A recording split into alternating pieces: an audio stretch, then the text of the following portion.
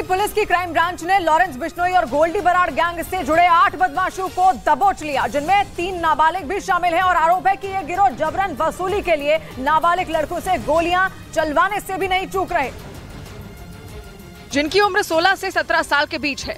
Police सूत्रों का दावा है कि लॉरेंस बिश्नोई और गोल्डी बराड़ गैंग की तरफ से व्यापारियों को धमकाने के लिए बड़े पैमाने पर नाबालिग लड़कों का इस्तेमाल किया जा रहा है। आरोप है कि पकड़े गए बदमाशों ने दिल्ली में अवैध वसूली के लिए कई कारोबारियों पर फायरिंग की थी, जिससे जुड़ा एक वीडियो भी वायरल हुआ था, जिसमें 2 बदमाश दिल्ली के सिद्धार्थ एनक्लेव इलाके में एक कारोबारी के दरवाजे पर ताबड़तोड़ गोलियां बरसाते नजर आए थे और इसके बाद वहां से फरार हो गए थे। और इस वीडियो के वायरल होने के बाद दिल्ली पुलिस ने फौरन एक्शन लिया और केस दर्ज कर आरोपियों की तलाश में जुट गई, जिसके लिए दिल्ली और उसके आसपास के राज्यों में पुलिस की अलग अलग टीमों को भेज दिया गया। और करीब 2 हफ्ते की मशक्कत के बाद पुलिस ने दिल्ली, हरियाणा और राजस्थान से उन 8 बदमाशों को ढूंढ निकाला, जिन्होंने दिल्ली में कारोबारियों को डराने के लिए उनके घरों पर फायरिंग की थी।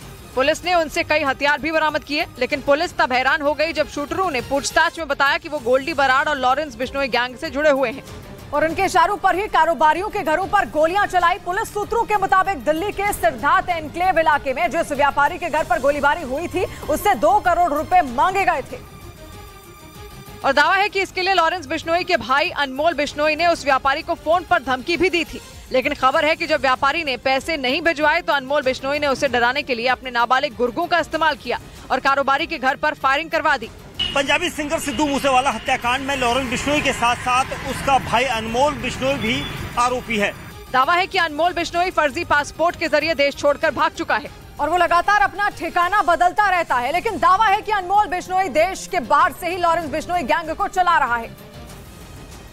जबकि सूत्रों के मुताबिक लॉरेंस बिश्नोई ने जेल के अंदर रहते हुए भी अपनी एक बड़ी क्राइम कंपनी खड़ी कर ली है। दावा है कि पूरे देश में उसके 1000 से ज्यादा शूटर फैले हुए हैं।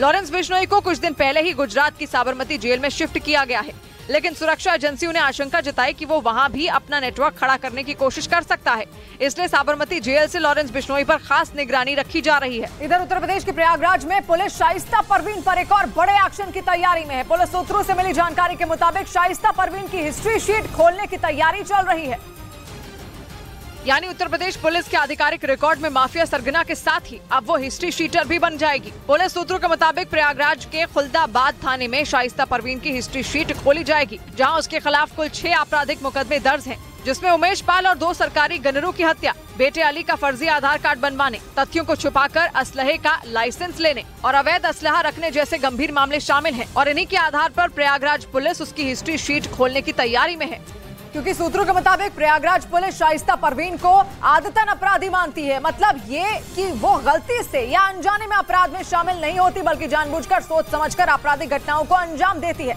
और उसके खिलाफ पुलिस थाने में 1 से ज्यादा आपराधिक केस दर्ज हैं और अलग अलग थानों में दर्ज मुकदमों की जानकारी इकट्ठा की जा रही है, जिससे शाइस्ता की हिस्ट्री शीट बनाई जा सके। असल में हिस्ट्री शीट में अपराधी की पूरी कुंडली होती है। हिस्ट्री शीट ऐसे अपराधियों की खोली जाती है जो 1 से अधिक मामलों में दोषी साबित हो चुका हो।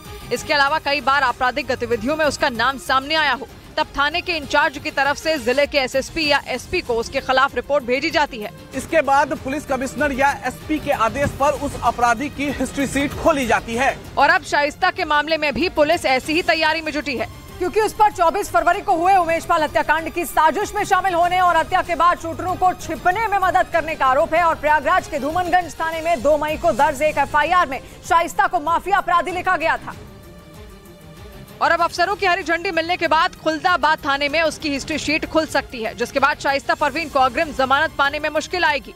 यानी हिस्ट्री शीटर बनने के बाद शाइस्ता के सामने कई बड़ी मुश्किलें खड़ी हो जाएंगी। जबकि 24 अप्रैल को उमेश पाल और उनके 2 सरकारी गनरों की हत्या के बाद से ही वो फरार चल रही है। यूपी एसटीएफ और पुलिस की कई टीमें अलग अलग ठिकानों पर छापेमारी कर रही हैं, लेकिन शाइस्ता का सुराग नहीं मिल रहा।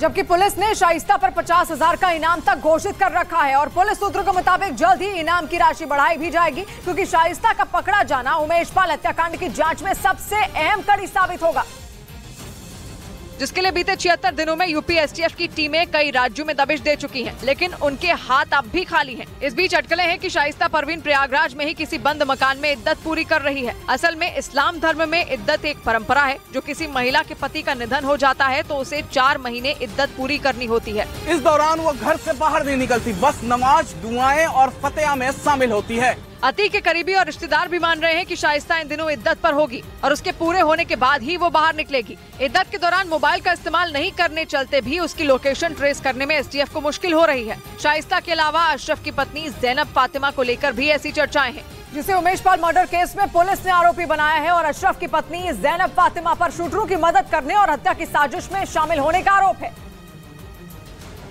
जिसके बाद से ही वो फरार चल रही है। पुलिस और एसटीएफ को तलाश तो अशरफ के साले यानी ज़ैनब फातिमा के भाई सद्दाम की भी है, क्योंकि सद्दाम पर आरोप है कि वो बरेली जेल में शूटर्स को अपने बहनोई अशरफ से नियमों को दरकिनार कर मिलवाता था और उस पर पुलिस ने 1 लाख रुपए का इनाम तक घोषित कर रखा है। पुलिस सूत्रों के मुताबिक अतीक के वकील सौलत हनीफ ने भी पूछताछ में बताया है कि सद्दाम के जरिए ही अतीक ने दुबई में एक महंगा फ्लैट खरीदा था। इतना ही नहीं, सऊदी अरब में अतीक ने बड़ा इन्वेस्टमेंट भी किया था। मतलब ये कि अशरफ के साले सद्दाम ने अतीक की काली कमाई को विदेश में निवेश करने का इंतजाम किया, जिसके लिए वो कई बार दुबई गया था। हालांकि दुबई में अतीक ने किसके नाम पर फ्लैट लिया था, इस राज से पर्दा सद्दाम ही उठाएगा, जो अभी फरार चल रहा है। पुलिस सूत्रों के मुताबिक सद्दाम अतीक और अशरफ की हत्या के बाद उनकी आपराधिक विरासत संभालने की तैयारी में है। इसके लिए वो अंडरग्राउंड रहकर भी सभी नेटवर्क को खंगालने और अतीक की विदेशी संपत्ति को समेटने की कोशिश में है। यहाँ तक कहा जा रहा है कि सद्दाम ने खुद को अशरफ का उत्तराधिकारी तक घोषित कर दिया है। पुलिस सूत्रों के मुताबिक अशरफ के बरेली जेल में बंद रहने के दौरान सद्दाम ही जेल के बाहर उसके नेटवर्क को संभाल रहा था, जिसकी वजह से उसे पूरी जानकारी पहले से है कि कहां से कैसे उगाही करनी है। उधर रूस के ब्रयांस्क में ड्रोन के हमलों से बौखलाए पुतिन ने यूक्रेन को अंजाम भुगतने की चेतावनी दे दी है। रूस का आरोप है कि ज़ेलेंस्की की फौज ने एक बार फिर ब्रयांस्क में ड्रोन से अटैक किया, जिससे ब्रयांस्क की एक सरकारी इमारत को भारी नुकसान पहुंचा। ब्रयांस्क रूस का वही शहर है जहां हाल के दिनों में कई बार ड्रोन से हमला हो चुका है। रूस का आरोप है कि ब्रयांस्क के अलावा कुर्स्क शहर में भी यूक्रेन का एक ड्रोन दिखाई दिया, जिसे बाद में उसके एयर डिफेंस सिस्टम ने तबाह कर दिया। लेकिन यूक्रेन की तरफ से लगातार हो रहे ड्रोन हमलों ने पुतिन के गुस्से को और भड़का दिया। उन्होंने ज़ेलेंस्की को इसका अंजाम भुगतने की चेतावनी दे दी, क्योंकि क्रेमलिन पर हुए हमले के बाद से ही पुतिन का गुस्सा 7वें आसमान पर है और वो क्रेमलिन अटैक के बाद कीव समेत यूक्रेन के कई शहरों पर एक साथ हमला कर अपने इरादे जाहिर भी कर चुके हैं। लेकिन इसके बाद भी ज़ेलेंस्की की फौज ने ड्रोन हमले बंद नहीं किए और रूस का आरोप है कि यूक्रेन के ड्रोन ने एक बार फिर ब्रयांस्क को निशाना बनाया। ब्रयांस्क इसलिए भी ज़ेलेंस्की के लिए आसान टारगेट बनता जा रहा है क्योंकि वो यूक्रेन की सीमा के नजदीक बसा है। रूस के इस इलाके की सीमा यूक्रेन और बेलारूस दोनों के बॉर्डर से लगती है। वहीं रूस का कुर्स्क शहर यूक्रेन से महज 450 किलोमीटर दूर है। इसी वजह से वहाँ भी एक के बाद एक कई ड्रोन हमले हो चुके हैं। इस बीच समंदर में ईरान और अमेरिका की लड़ाई तेज होती जा रही है और अब तक दोनों की एक दूसरे के तेल के टैंकर जब्त करने की खबरें सामने आ रही थी, मगर अब अमेरिका ने ईरान से हेरोइन लेकर चली एक नाव को जब्त करने का दावा ठोक दिया, वो भी $8 करोड़ यानी भारतीय रुपयों में करीब 650 करोड़ रुपए की हेरोइन, जिसके बारे में अमेरिका ने दावा किया कि ईरान से निकला हेरोइन का जखीरा समंदर से मछलियां पकड़ने वाली एक नाव में ले जाया जा रहा था ताकि किसी को उस पर शक ही ना हो। लेकिन ईरान के पास समंदर में गश्त लगा रहे यूएस कोस्ट गार्ड को हेरोइन से भरी नाव की भनक लग गई। उसकी बोट ईरान से निकली नाव के पीछे दौड़ पड़ी और उसे जब्त किया। अमेरिका की नौसेना ने बताया कि जब्त की गई नाव ईरान के चाबहार बंदरगाह से चली थी। जैसे ही वो ओमान की खाड़ी में पहुंची, अमेरिका के हत्थे चढ़ गई। छानबीन करने पर नाव में बोरों में भरकर रखी गई 1964 किलो हेरोइन बरामद हुई, जिसकी कीमत $8 करोड़ यानी कि भारतीय रुपयों में 650 करोड़ रुपए से ज्यादा आंकी गई। यानी साफ है कि अमेरिका और ईरान की दुश्मनों ने समंदर में आग लगाकर रखी हुई है और दोनों हाथ धोकर एक दूसरे के जहाजी और नावों के पीछे अब पड़े हुए हैं। और अभी 3 दिन पहले भी ईरान के इसी चाबहार बंदरगाह से निकली ड्रग्स से भरी एक दूसरी नाव को पकड़ा गया था। और 2 हफ्ते पहले खबर आई थी कि अमेरिका ने समंदर में ईरान का तेल लेकर जा रहे एक टैंकर को जब्त कर लिया है। वो घटना 22 अप्रैल के आसपास की थी। उसके बाद 27 अप्रैल को ईरान ने भी कच्चा तेल लेकर अमेरिका जा रहे पानी के एक जहाज को पकड़ लिया था। तेल से भरा पानी का वो जहाज कुवैत से अमेरिका के टेक्सास जा रहा था, लेकिन ईरान ने उसे ओमान की खाड़ी में ही जब्त कर लिया था। ईरान की सेना ने अपनी कार्रवाई के पीछे ये दलील दी थी कि तेल का वो टैंकर ईरान की नाव को टक्कर मारकर भाग रहा था।